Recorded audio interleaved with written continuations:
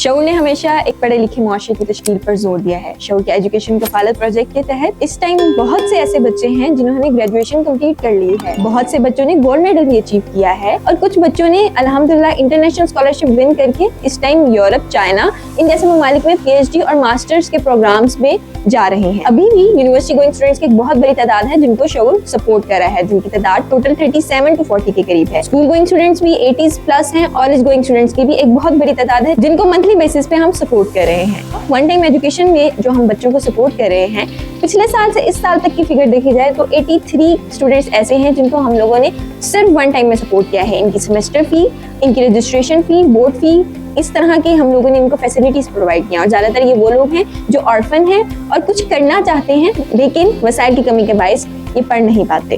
شعور welfare foundation ایک registered ادارہ پاکستان بھر میں فلاحی منصوبوں کے ذریعے انسانیت کی خدمت کر رہا ہے۔ صدقات، زکوٰۃ اور عطیات کے لیے ڈسکرپشن میں فارم کا لنک موجود ہے۔ عطیہ کریں اور خیر بانٹیں۔